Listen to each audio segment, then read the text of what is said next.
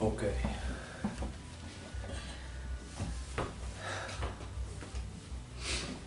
This is a podcast. And in a podcast you speak. You say words to a camera. And I'm going to try that today. For the second time by myself. God old. I haven't named this one. But she's a beaut. Look at it.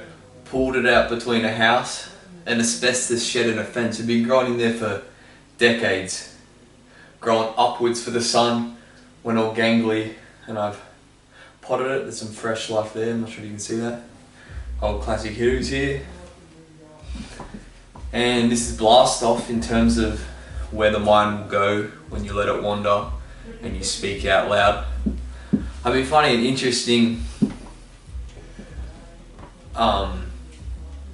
what it means to bring words from your mind over the barrier that is reality, you know? Like, we have a lot of things that go on ahead, our dreams, our aspirations, and a lot of them live with a lot of holes in them. And we're too afraid to even announce them. You know, I talk with Gus and he says he wants to be a UFC fighter, and people can laugh and scoff. But the actual, the courage to look like an idiot and to say these big ideas, the people who are willing to do that are the only ones who are actually going to get there. Because it starts with a belief of if you can attain something or not. It starts with a verbal manifestation, right? This word manifestation is used a lot. But it's a very basic thing in terms of just, what do you most deeply want in your mind? And say it out loud. See how it feels when it bounces out of your mouth. What emotions pull up. I said in the last podcast was I wanted to be a Socrates. I don't even know what that means. A philosopher. I don't even know what that means. And I said it out of my mouth, and it's been bouncing around in reality. You know, I've had to apply a critical eye on that desire, you know, and I still don't know where I lie with that. It seems like such an abstract idea to me. I know nothing about Socrates. I know nothing about philosophy. I know very basic things that sort of act as a semi-framework for how I view myself and my life. For instance, I like Stoicism. I use Stoicism as a healthy mechanism from separating the external world to the internal world. The internal world being my values and the reality that I know is real because I'm viewing it. You know, and this external world is chaotic. I can order my internal world. So the chaotic external world is out of my control, therefore I can't put any importance on trying to control it. I can only enjoy the experience of the chaos and use as much control as possible from my internal conditioning by ordering values in a hierarchy and putting things as valuable and sort of intertwining in a sort of push and pull releasing of the reins to the chaos and then tightening in order from, you know, doing that throughout this dance of life. And it allows for a more smooth sail, and then it puts like less chaos, less pressure on yourself day to day. To explain that fast, I hope it made sense. But what was it getting back to? Yeah, saying things out loud, manifesting. I want to take a jump from that. So I was sitting on the toilet today and I was thinking of like, there was, I think, it was Socrates, or is it Plato, or is it Aristotle? one of those guys, right? They said the golden mean, right? So of a characteristic of that is a golden mean. So courage is a golden mean, which means it is. I wish we had the Tao up there. We've got a beautiful Native American lady, but on the yin yang, right? The line in between the black and the white is the Tao. That's the silver lining. You may hear it. That's the balance point, the good in all, like just the even point, the balanced position. And different values are the balance point. Courage is a balance point, because if you're not courageous, you're a coward. If you're too courageous, you're foolhardy and an idiot. So you gotta to be in touch with the emotion and the value, not emotion, the value and the ethic of courage, and applying it to yourself. You need to have your hands out and be in touch with each side of that mean. So aware that you have the potential to be a coward, and be consciously, actively watching yourself to see where that happens. Actively watch yourself be foolhardy. I know I'm foolhardy. I jump in head first without thinking things through. There's a benefit to that, but there's a big loss. For example, I jumped into a bunch of swarming sharks that were feeding. They weren't dangerous sharks, they were reef sharks. Inherently low risk with that type of shark, but I got bitten by a shark. I threw myself not even metaphorically, physically into chaos, and I got a consequence from that. And that's a pattern that I constantly see rippling throughout my experiences as a human. So I'm noticing that. Oh, okay, I do that. There's a value to that. Cool. Let me draw it back and use that intensity and try and redirect it. I don't even know exactly how I'm meant to be doing that, but it's all in the progression. I'm only young, you know. But yeah, so I was looking at my values. This is very like me. It's a bit. And there's another thing. There's so much to talk about. But I feel like it's not just me. I think it's a sign of our times that we all think that we should be heard. You know? For all I know, I'm speaking to myself right now. And I'm trying to separate the value that I get from other people liking it to just the pleasure it brings me from verbalizing it, manifesting it to the surface, as I spoke in the beginning. You know, the success that could potentially come from this is distasteful in many ways to me. Though it would seem a paradox that breeds genuinity, which breeds success. So within all of that, I need to maintain a balanced perspective and not want it, but also give into a narcissistic direction, which is a focus internally on myself, a self-obsession, you may think. Though, and who I'm meant to be obsessed about in this life, the one that I'm viewing everything from, or the people around me. It's very hard. So it's like,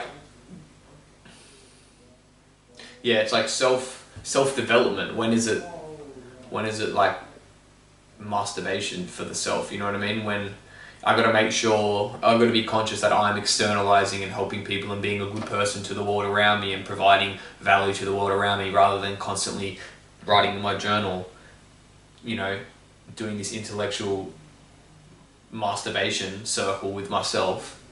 But also when that journal is just a quarantine zone for the scary manifestations that come out of my mind and my mouth. So that's a quarantine zone. I get to go in there, I analyze them, and I see whether I want to bring it to the light of day through a camera or not. You know, it's like all this stuff goes on in your head and everyone's too scared to really peel it out. And I feel like this, you know, either I'm crazy or we're all going through this, whether you know it or not. You might be unconscious of it, but we're all a bit mad and we're all a bit crazy.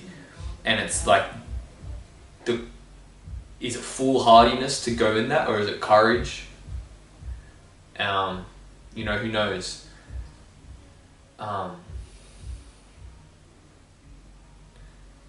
yeah, pulling back that layer, pulling back and viewing those scary thoughts that you're scared to, they pop up in your mind. They're existing there. That's your reality.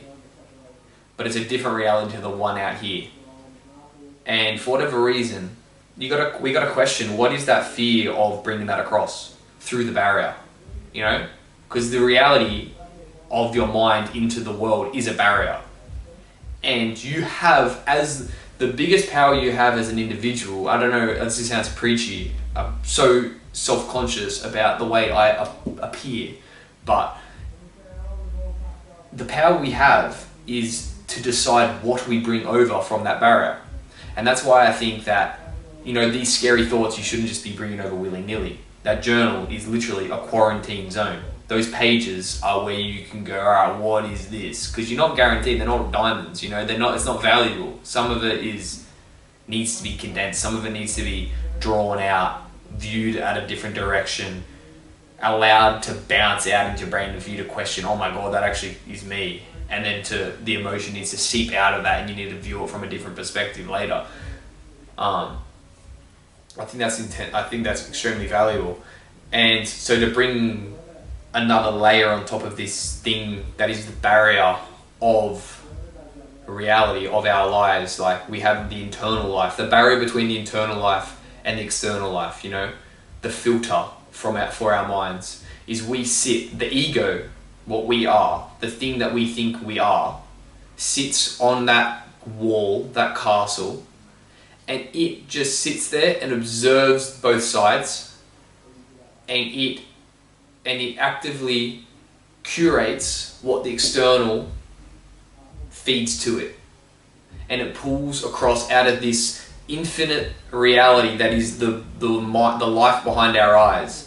It sits there and it curates what everyone else outside me wants to see, and it pulls this out. You'll often see, right, you might notice this now, that a lot of people, their personalities are curated by the behaviors that other people project at them, right? So you have an overweight lady who's a bit big and bit bossy and bit yelly, right? She receives behaviors towards her that turn her into that bossy, loudmouth, somewhat rude woman, and a very anti-feminine woman, because men don't project feminine qualities at her. Therefore, she doesn't conform to the feminine role. You know, she's more of a man. Men treat her like a man because she's a larger woman and she holds herself different and she's not receiving the stereotypical behaviors that many other women get, which turn them into a woman. It's this polarity of men and women. Same thing for men. You know, people are twisted by the reactions that other people give them, and it's this symbiotic relationship where I'm trying to break this down in terms of that example, right? So a woman isn't physically attracted and she's overweight, so then men don't treat them as if they're sexually desirable, they don't project those feminine traits into that woman.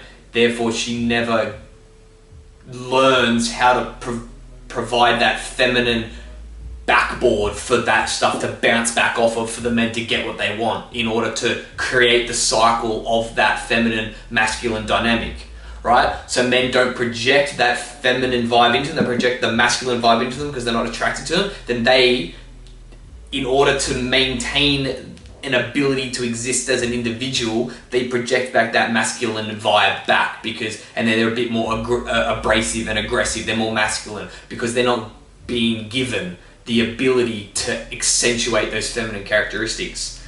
That's an extreme mode. These things are very complicated. This is you got to take this with a grain of salt as well, because these are just observations that I'm bringing out. I haven't even written these down in my journal. But you know what I mean? So it comes back to, we're sitting on this castle, we're sitting on this wall, and the external, the ego, is just pulling from here to give it here, when you're unconscious of what this process is. And our power as an individual, the beautiful essence of what we are, is we get to choose what we bring from that other side, once you realize that's what you're doing. And so I was thinking about what's my greatest value. And it's funny how this all ties in. My most important value is my integrity, right? What is integrity? And I was sitting on the toilet and I was like, integrity is essentially, integrity is a formation of values on that other side of the wall that you're not willing to change due to the messages given from you externally. So the integrity is, and a highly developed integrity is the person on the wall recognizing the intense boundaries of what they're willing to pull out and take in from both directions. And that creates the ego, and that creates a solid character, that creates a foundation of character. You know, it's integrity, you're the wall, it's the barrier.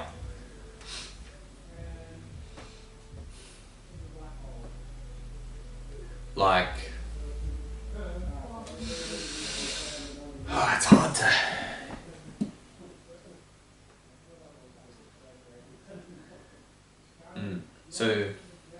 So what you'd want to do, it's weird, none of this stuff works in a vacuum, it's all interconnected. Like,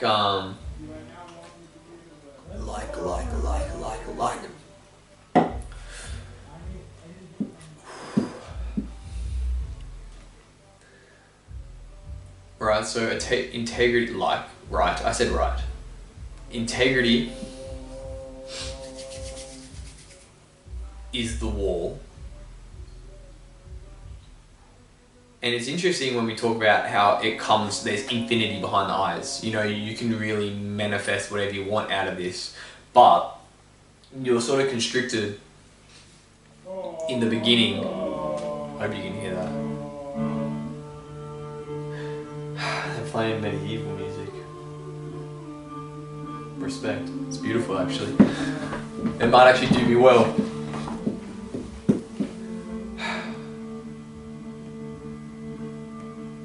I hope you can hear that. I'm sorry, it's a bit slow. Oh, it's actually Mongolian throat singing. Right. It's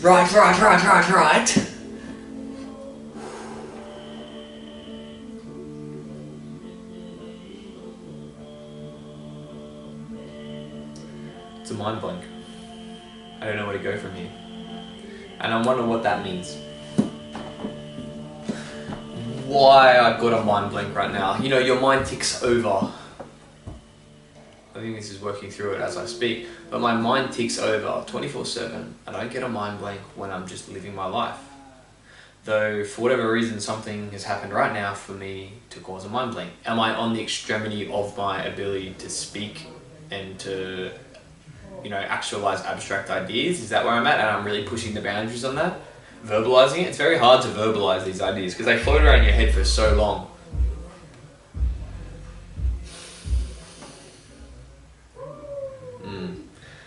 Yeah. Integrity also means accepting responsibility for that integrity, because every action has consequences. And below integrity, you have a whole bunch of cascading things that make up what like the integrity is the casing for the values that are underneath it.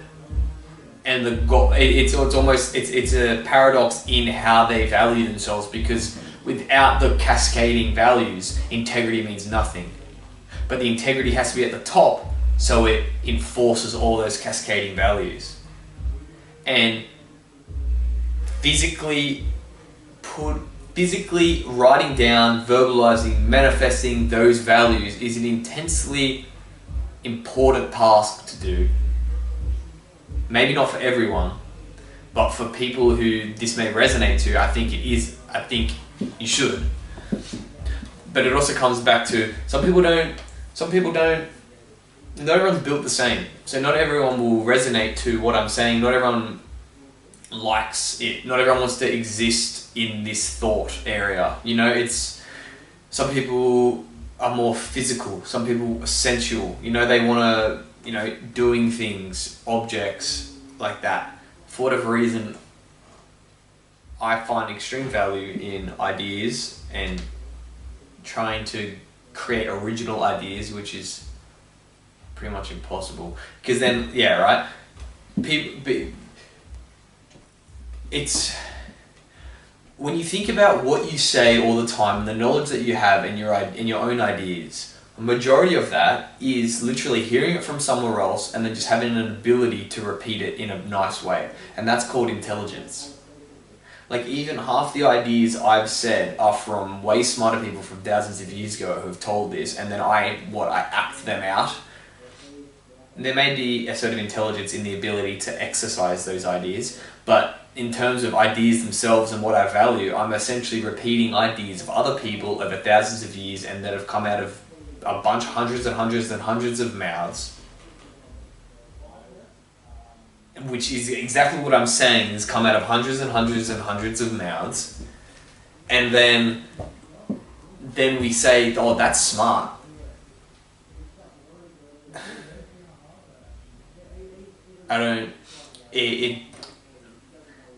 Just the thin nature of what that is just, it baffles me. Like,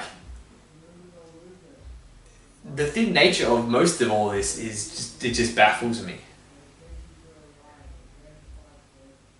Like, only a very few people are smart.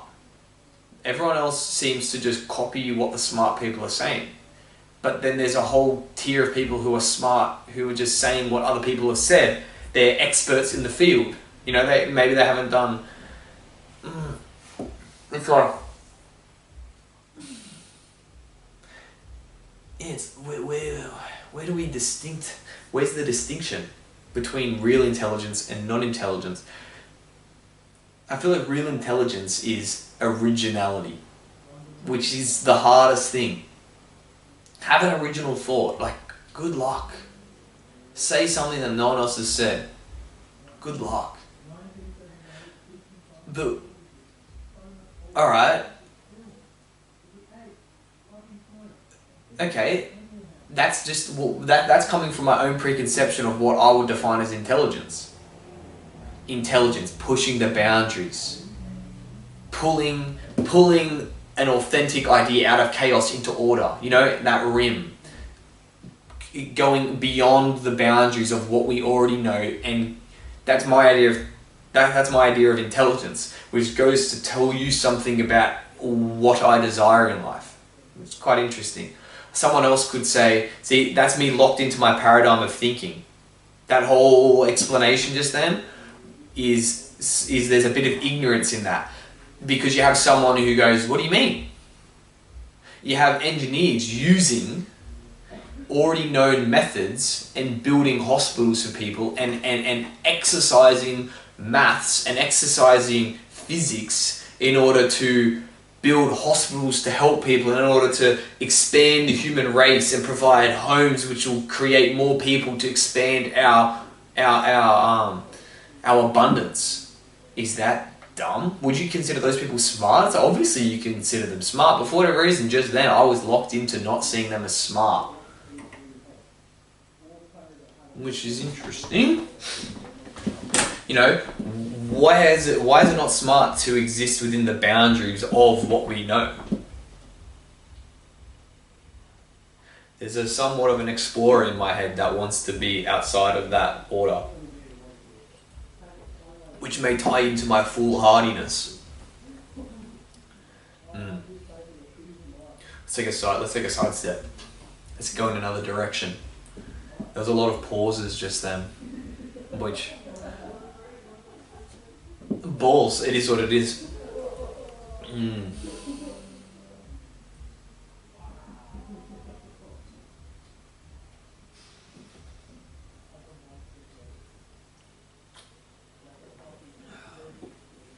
long have I been gone for?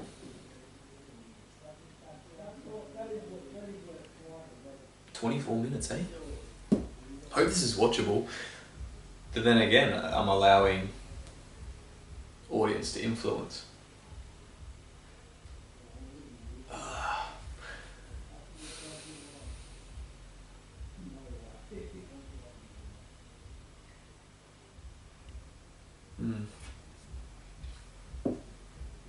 The act of sitting here not knowing what to say is something in itself.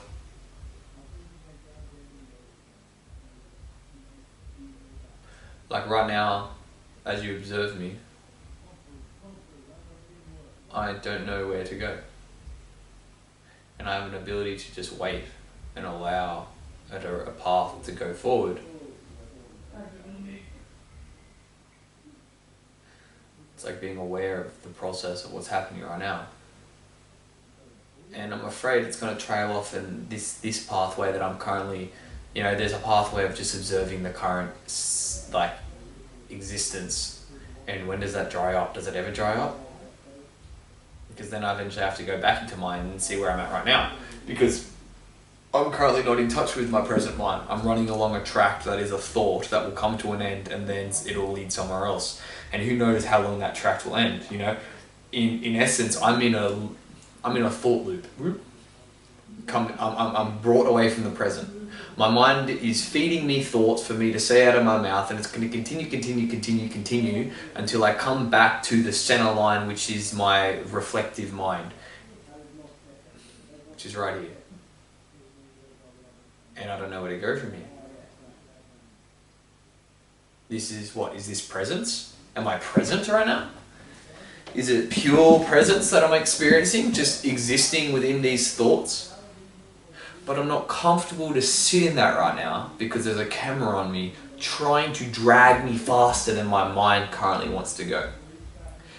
And that's causing a stalemate within my ability to think, because the anxiety and the stress of a camera and an audience needing me to speak is causing friction. And it's causing a stress of letting people down, which is preventing me from thinking. But I question, is just me talking about it just then going to be the thing that's going to alleviate that? We will see.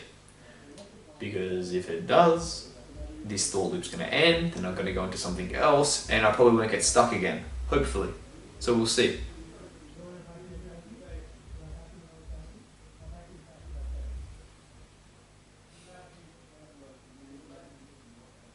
Or I can just not care and just sit here and you guys can just chill with me, have me on while you're driving, alright, yeah, let's do that.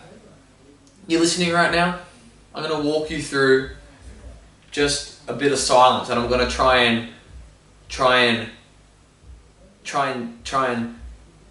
as you're about to enter this time of silence where I'm just going to sit here, I'm forcing you to be silent, or you can click off the video. It's really, see, you have the choice. I'm going to try and shape a perspective to enter the silence into. Okay, let's do that.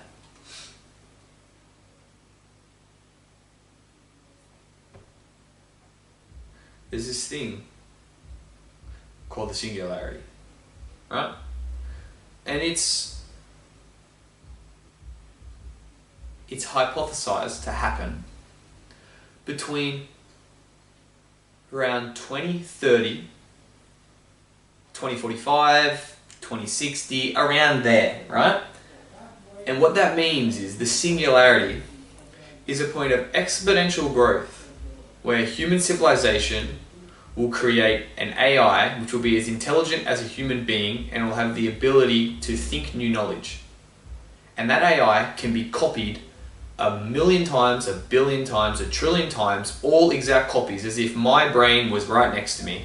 But all those millions of copies of algorithm that is an AI will be linked in a hive mind.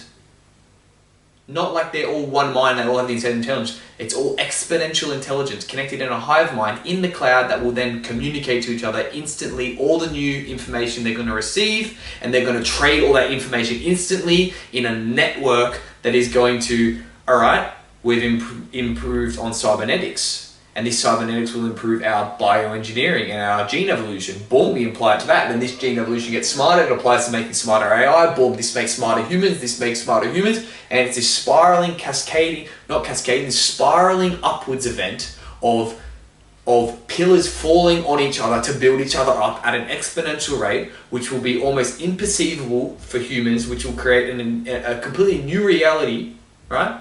We don't know what this means. For all we know, a wormhole could open up, the planet, our reality could implode, space-time could alter. You know, we could literally manifest God out of the fourth dimension. We could enter a matrix, we could exit our matrix, our reality could shift. We could interdimensional travel Star Wars style. We can go multiverse. We can have AI overlords. We can be all enslaved. We can be released from our slavery. Infinite possibilities of infinite information that we have no idea what will happen, and it will run one track of all of those possibilities. We don't know what it's going to be yet. One track of those possibilities. Unless it's time travel and all that shit, then we're, you know, what the fuck? That's beyond comprehension, right? So, brace yourself for the silence. So that is predicted to happen within our lifetime. Right? So we all have to go out into this planet right now, into this world, into this society, right? And get a trade, a university degree, a TAFE qualification. You don't even have to do anything. You can do nothing. You can do everything. You can go into entrepreneurial. You can be a businessman. But within the portion of your life when you spend all that time trying to create order and create a life that is what you want it to be, around halfway through it, the world's going to change forever, predicted. Right? There's a very high probability of this with AI advancements. The whole world's going to change. You're going to live in a completely different universe, a completely different reality as the one that we're living in right now. Completely like when our grandparents were kids and they rode horse and carriages and now they're driving cars and flying planes, right? That on steroids. It's a completely different world. We can't imagine it. It's nothing to do with this. We'll have no bearings. How's our minds even going to cope with that? We don't even know. And we have to go day by day, get a mortgage, do all these things. But then, you know, you take it a step back. The Big Bang happened. You know, matter was sprayed across the whole planet, billions and billions and billions of years. Our solar system just appeared, right, through all this chaos. Two planets combined together, spun around, the moon is created, the earth is boiling hot, it cools down, a bunch of processes happen, the orbit settles, water's created, the atmosphere is created. Then out of fucking nothing, an organism decides that it is going to decide its own reality, called life. So you, in terms of, to put this into your head of what this means, there is a sequence of events that happen in all things, right? And you can view it in, I think this was Aristotle who said, who came up with this. There's a sequence of events to all things, right? This can here, right? There's a cause and effect. I cause this can to move. 1, 2, 3. There's a cause and an effect, right? And there's a whole bunch of things that cause it, and there's a whole bunch of things that allow it to be caused. So they're these two things, right?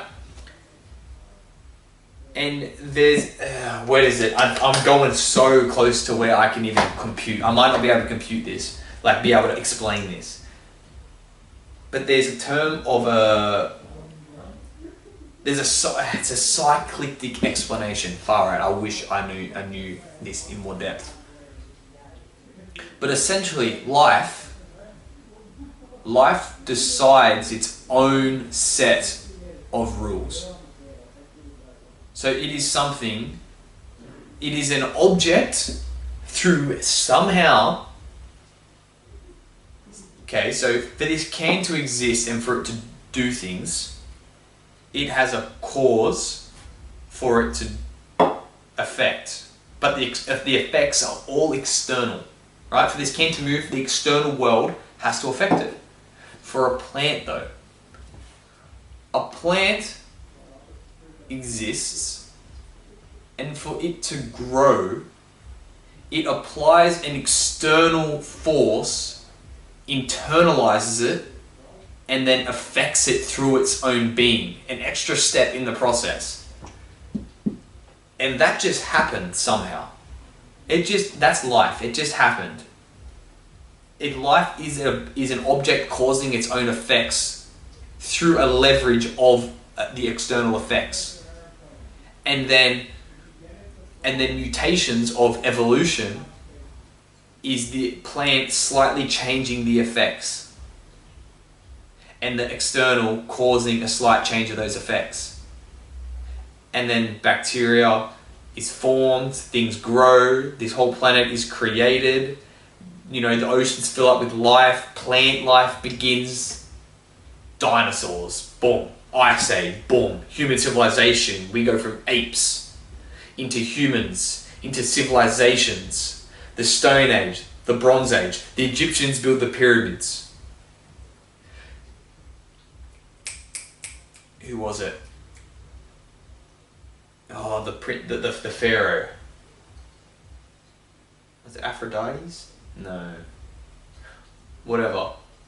They built all these things. The Roman Empire, the Greek Empire. Think about all these myths, all these stories that come from all that, have all led to this point where we have somehow from this universe been born as fruit of the universe. Born into a highly complex society where people have real estate agents and financial advisors, and money is an abstraction of the necessity to survive. We've gone from we need food, water, we need to collect that to survive. We then transcended that to we can trade that stuff for other stuff to survive. We've turned that into a currency, which means we have to work to get the currency to buy the things that we need to survive, in terms of a very fungible, available thing to cause an efficient growth, right? These things just happened. How did they happen, right? Throughout history, to the point now where we have cryptocurrency, of virtual reality, and the metaverse is coming, all to the point of singularity within your lifetime, which you will not have any computation of what that reality will be and where your mind will end up by the end of your life. You could be in a metaverse, you could be in another universe, you could be speaking with God by the end of this life. You really don't know. We don't know. It's a possibility. And that is your existence. That is your existence. That is the track. That is the experience that you are on the track of, and you've somehow been born in time during this great event that is seemingly very likely to happen. If it doesn't, then I guess continue what we're doing. But we've been born into this, and we're just here to witness it. We're not special. We're just here to do something for something, to fulfill maybe a prophecy of the universe's, equation that it's running. We don't know.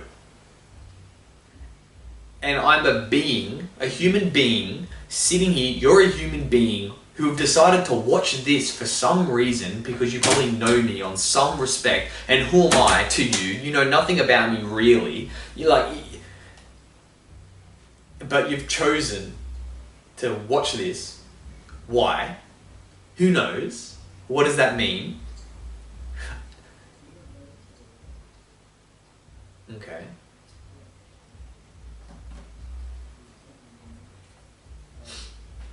And we're here to witness this. You're a living being, living in this crazy time, this amazing time. You've had I've just provided a massive amount of context to what your existence means. And we're afraid to talk to other humans. We get social anxiety. We get anxious. We get scared. We fear rejection. We're scared of girls or guys saying that we're not good enough. We're scared of a girl laughing at us or a guy laughing at us, making fun of us. We don't like to stick our neck out. We don't like to be our real self around certain people. Why? Due to a bunch of wiring that has been that is being brought upon us by a completely random evolution that has caused the succession of our genes up until this point, that we can now view and see that they're redundant in our current times, yet we're still a slave to them. And the course of our lives seem to be an attempt to knock down the walls of these fake rules that direct us and control us in order to try and to be happy, in order to have calm and bliss and just to be comfortable in this life. And these things bite at us. We don't know what to do with them. And I don't even know what I'm saying right now. That's the crazy bit. People could say, hear me what I'm saying, right? Hypothetically, someone likes what I'm saying right now. I don't know what I'm saying. I'm just saying things. As I said, this is a thought loop. I'm not observing. These words are just coming. Where do these words come from? My thoughts. I will not be arrogant enough to say that I know where my thoughts are from. It's literally words coming from a thing. And at the end of all of this, when we go silent, it will just be me returning back to my reality, my presence, and be going, I just said that. Do I remember what I said? Am I really intact and connected to the words I spoke? No, I'm not. Tell me what I've just said 30 seconds ago. I'd have to sit here for a long time and think about it because I don't know what I'm saying. And you could say that's a disconnection from reality, or you could say that's a complete absorption into reality. You don't know. We don't know. So the question is, in this current circumstance we all find ourselves in experiencing existence at this very moment as human beings witnessing consciousness, which is the ability to just know that we're here. What are you allowing to control you that really has no reason to control you, given the expansive perspective I've just provided? What are you afraid to do that really will have no impact on you in 2 years, or will have the best impact on you in 2 years? It's like, what do you want in this life?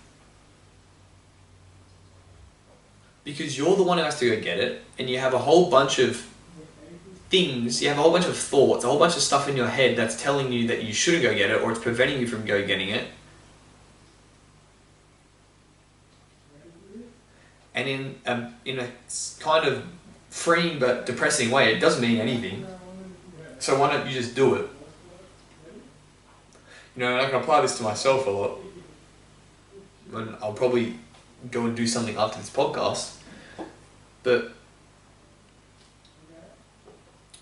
as you enter into the silence that is about to happen, look around and just witness that there is a thing that you are that is looking through your eyes, and that is in a planet existing in time that is going to move forward with or without you. And the only thing that you have is a choice of the person on the wall who's deciding who they want to be. And that's the choice you have.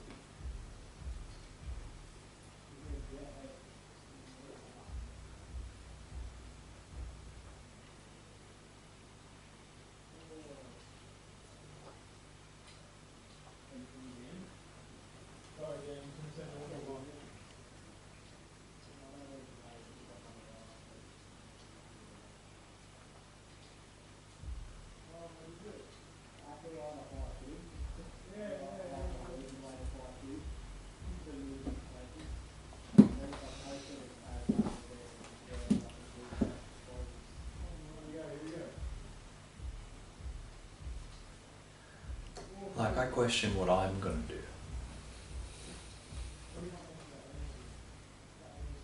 I'm just sitting here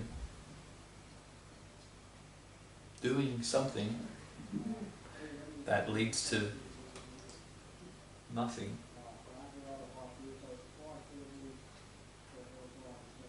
But it's amazing, you know, like, oh no.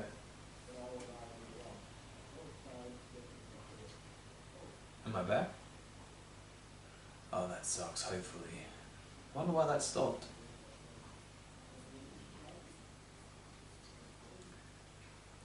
Lucky I saw that. That would have sucked, imagine that.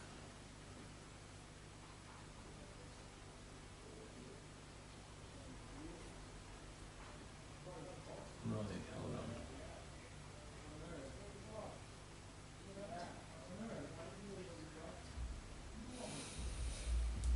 Alright, I'm gonna have to continue because I can't stop this.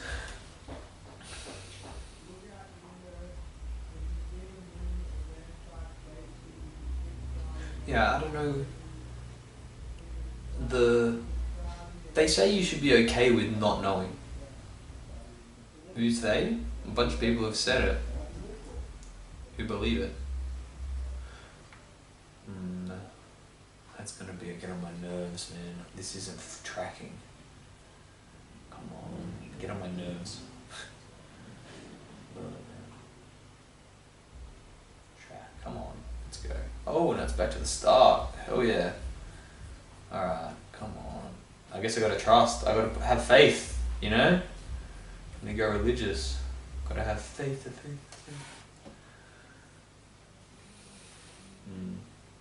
I should close that. That would just be too much. Maybe that was the world telling me to shut up for a bit. Maybe I'll just be quiet for a little bit longer.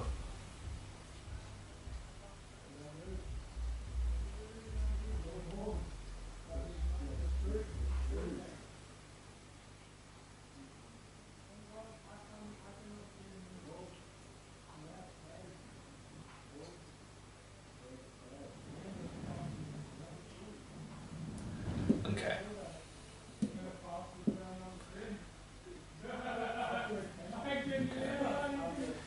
Oh my god.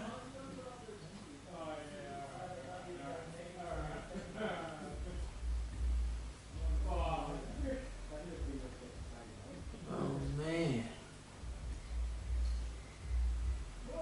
I just gotta trust it. Fair enough. Gotta put faith. See, I'm struggling to have faith right now. Okay. To explain what I mean is I don't know where my life is going. I don't know what my life will be, but I appear to be doing things that I don't know why. My routine at the moment is I get up, I make my bed, I have a hot shower, and then at the end of it I have a cold shower for at least a minute, often more. Right? I just bask in the cold. Then I get out, I'll dry myself off, I'll have all my supplements, which is a bit, and then I'll sit down at my table and I'll meditate for 10 minutes and never really quite get into a meditative state, just constantly be observing myself losing my train of thought and then just coming back to my breath, because it's only for 10 minutes. I think I need longer. So I'm going to have to implement longer. And then I'll go to work or something, or if I'm on the weekend, I'll probably, what would I do from there? I'll probably have breakfast and then I journal. But then I come back from work, I have another cold shower, a hot then cold shower, and then I'll go to training. I'll either train in the gym or I'll do Gracie's and I'll do jiu-jitsu. Then I'll come back, I'll have another cold shower, and then I'll probably sauna. And then I'll sauna for 25 minutes at about 65 degrees, and by the last 10 minutes, the last 10 minutes of that time is me sitting in there wanting to get out with all of my being. I'll reach up to the door, then I'll pull it back in, and I'll say no. And then I sit right on the feeling of wanting to quit, and I'll just try and be comfortable there. because I think that expands my mind in a way, you know? So I waver, I go in cycles. I'll hunch over, I'll start to close my eyes and I'll look down, and then I'll just find myself spiraling into negative thoughts. My lungs hurt, I feel a bit sick in the stomach because of how hot it is. Then all of a sudden in that, I open my eyes, realize I'm spiraling into negativity, and then I'll open my eyes, stare, sit back and just go, no. I'll stare at the wall and I'm like, where else would you rather be right now? Right here. And then I sit back as far back as I can, put my back on the hot wall, and then go, I want to be right here. And then it will start to get worse and worse and worse. I'll lean forward, and then I'll stare at the wall, like, are you going to get out? No. I'll say, are you going to get out? No. Where would you rather be right now? Right here. And then I'll go through a bunch of cycles, and then from there, from me leaning on the wall, I'll stare at the glass and I'll try and just stay as wide-eyed. Then without me knowing, I'll slowly slip into that state of depression. You could say it, depression of my mind. And then I'll snap back. No! Sit back. And then I go from a position of where I decide I'll suffer for a long time, maybe 5 minutes, I'll suffer for 5 minutes. And then I'll make a decision where I say, this is what I am doing right now, and I'm deciding that I'm never going to get out until the timer goes off. And I sit back and I say, this is where you are right now, you're suffering. Exist in this suffering and enjoy being here for what it is, because you're not moving. You're not going anywhere. I say, fate come get me, for I'm not moving.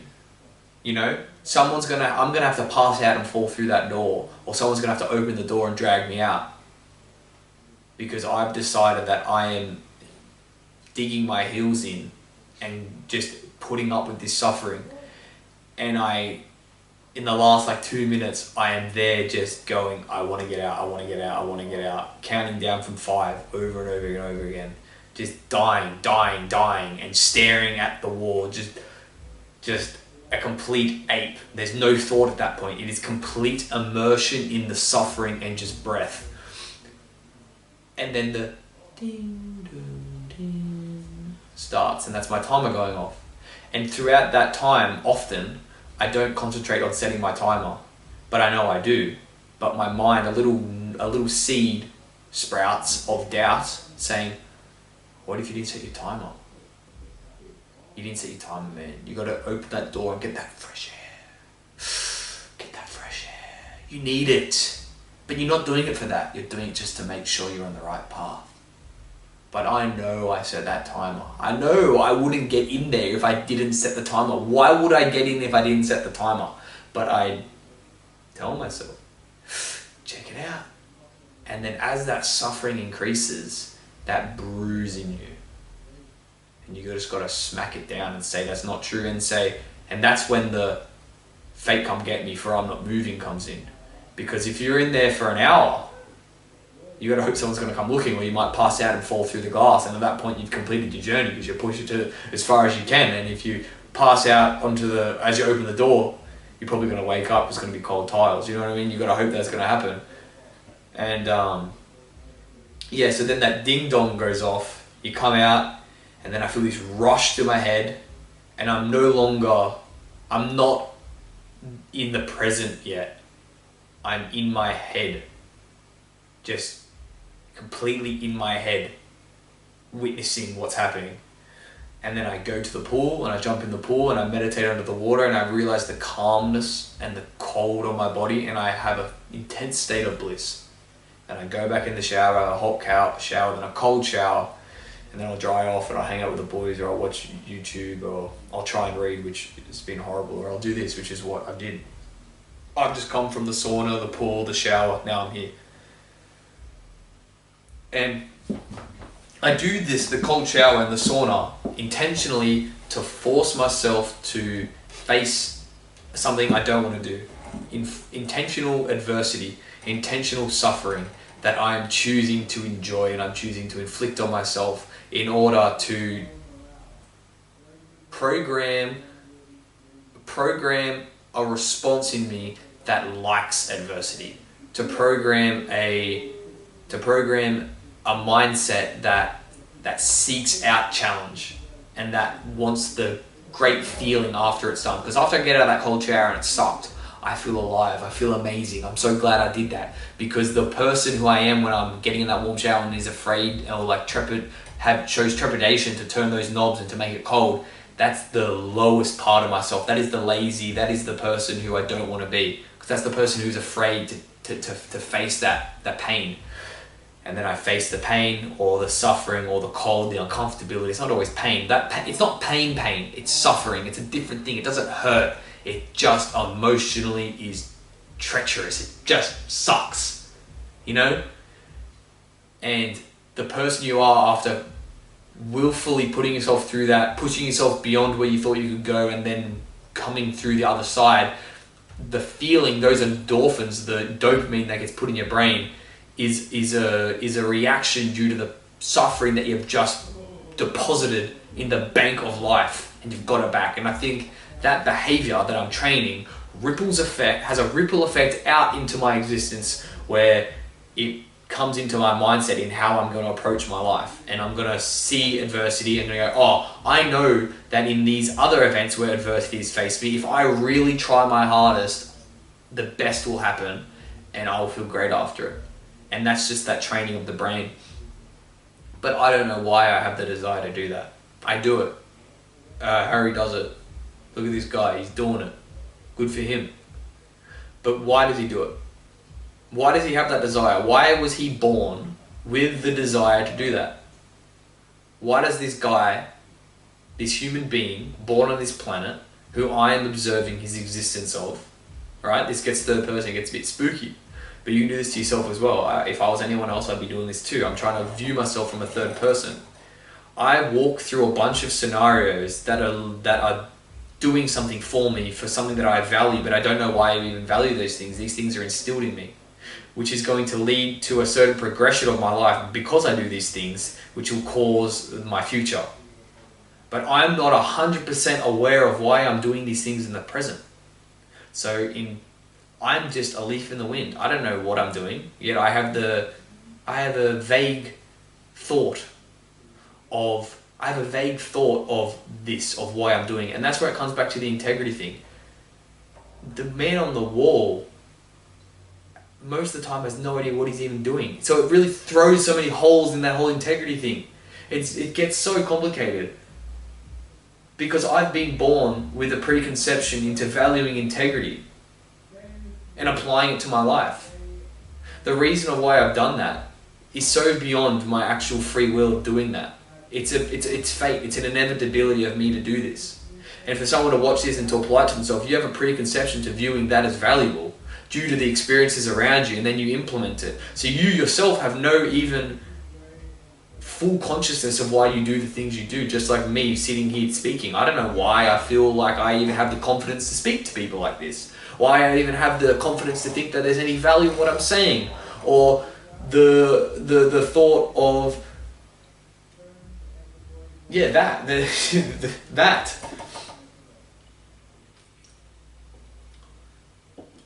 And it comes down to this major thought that I'm having, that, there is no free will, essentially. But the paradox of thinking you have free will allows you to live a fulfilling life. And that people who think we have no free will, that's like a depressing note for them. But I feel like I'm coming to a point where I'm trying to leverage that in a way to give myself the best reality possible. Alright? So I'm observing that I'm a person that is doing a whole bunch of things.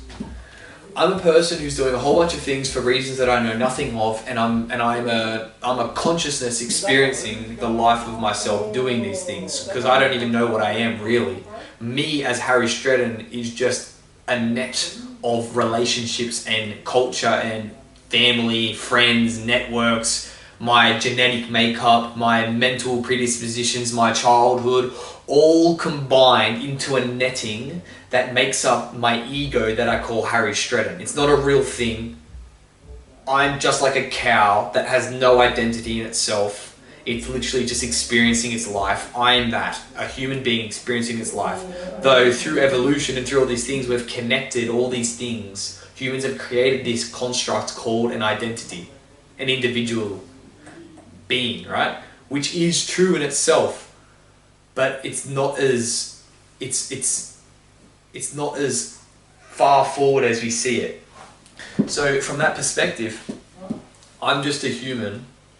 I feel like due to our ability to think reflectively, I can reflect on my existence as me not being fully aware of my decisions.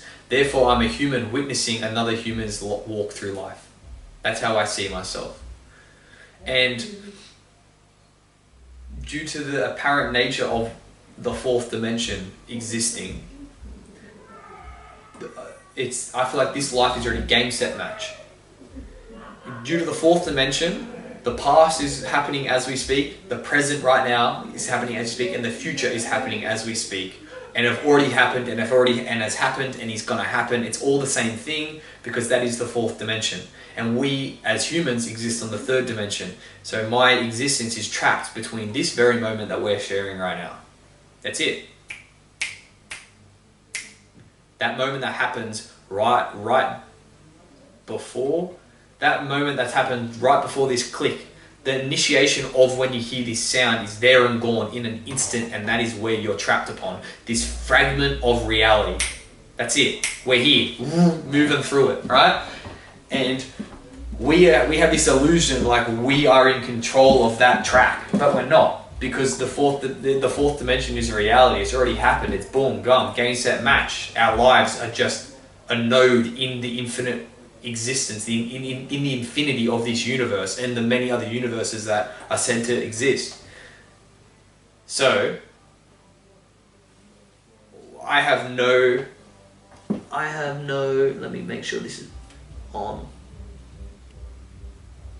so I don't lose my space. It's not letting me, man. It is what it is. Maybe they don't, maybe it's me getting crazy. Hold up. Oh, I just did it. Yeah, you dog, eh? Is that me fiddling around with it, maybe?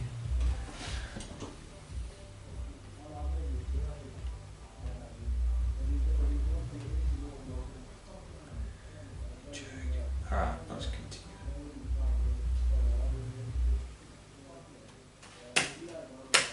Let me play with this, man.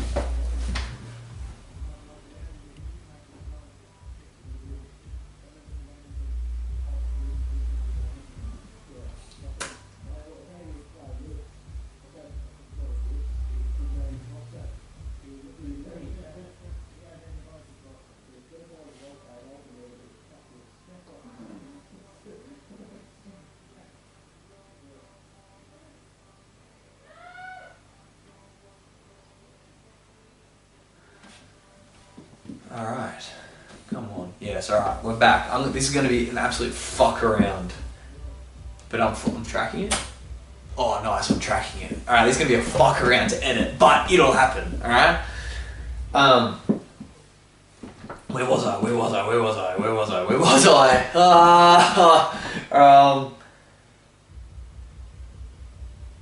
Alright. Yeah, so essentially, due to the fourth reality existing, this existence is already happened. My life is gone. It's done. I'm the universe, right? Okay, we've got to bring it back to what we said. All these planets came around. All these planets happened. They smashed together. The moon is created. The orbits are set. Life happens, and through all of that chaos of non-existence, life appears.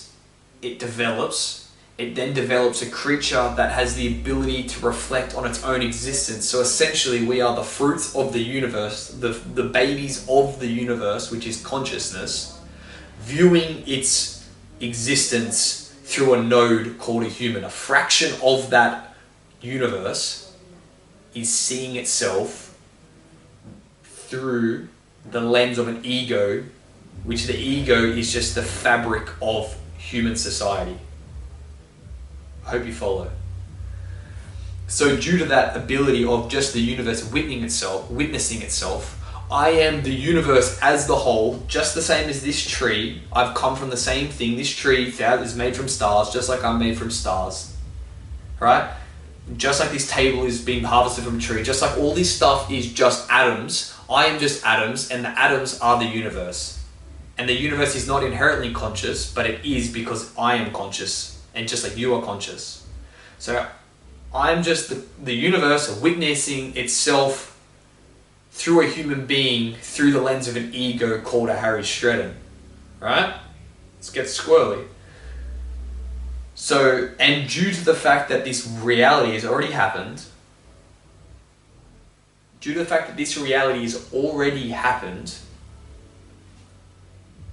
I am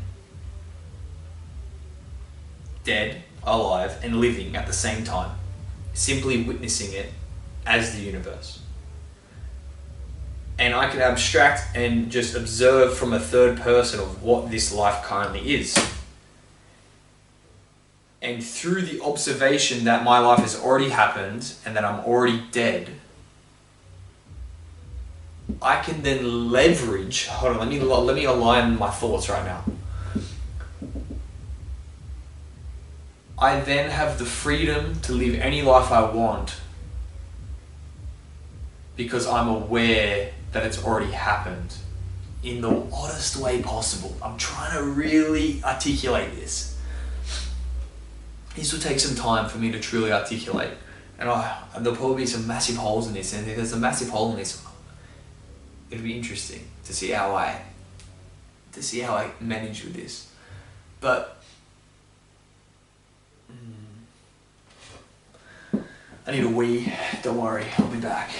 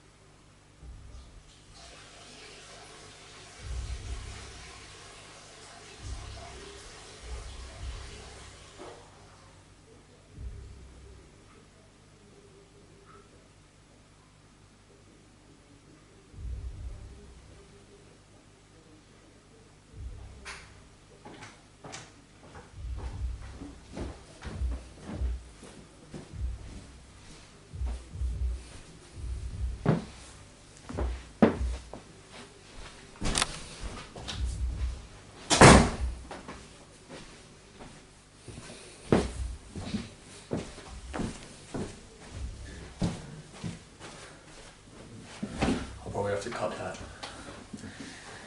All right, let me figure out how I can explain this. Okay.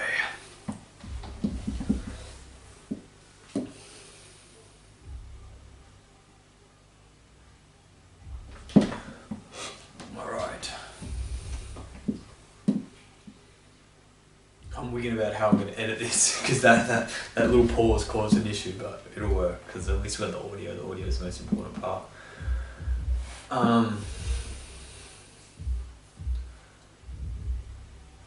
Okay.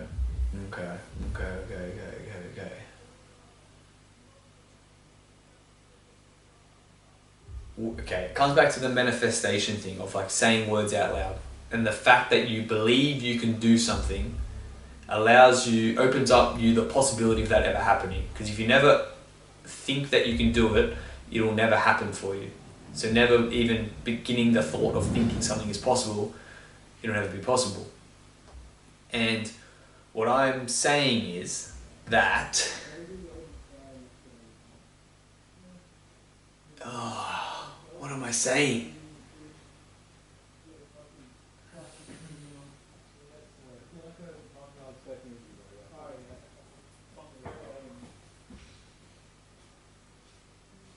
Okay. Okay.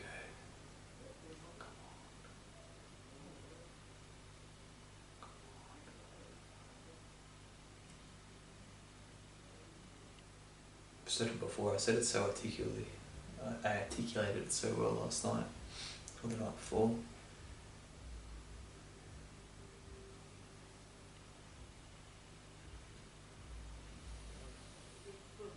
Okay.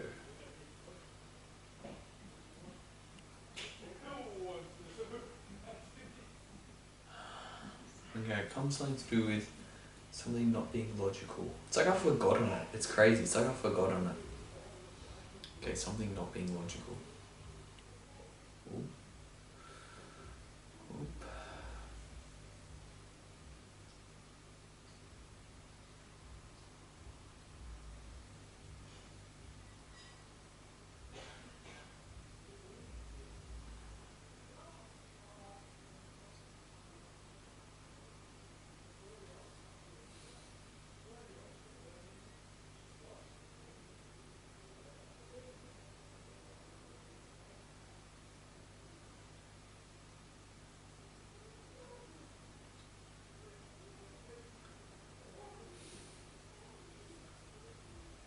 Oh, I forgot it, man.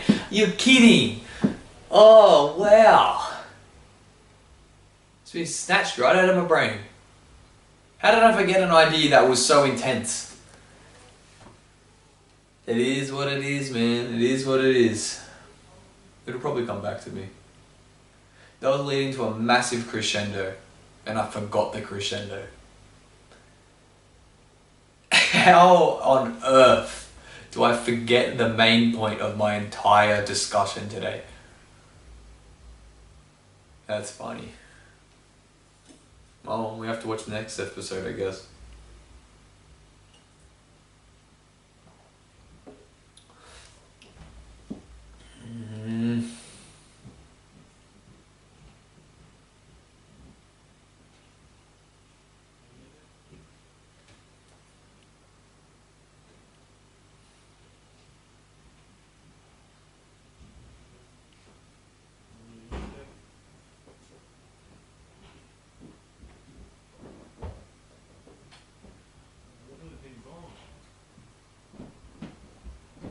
Missing anything?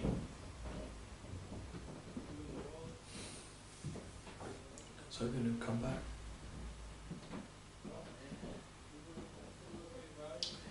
Might be a bit burnt out from this heavy combo. But essentially it's something to do with leveraging the ability to not have free will that allows you to trick yourself. No, tricking yourself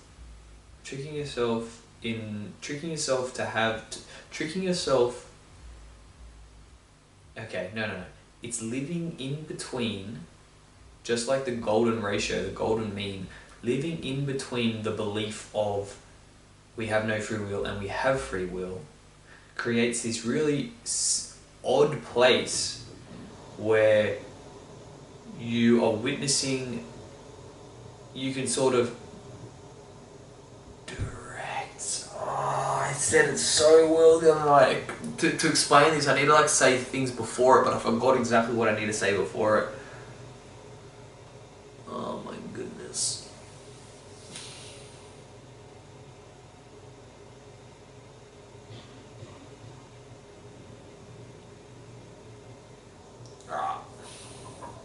It is what it is. That's enough then. I'll probably think of it later, then I'll be like, how couldn't I have said that? Anyway, ciao ciao.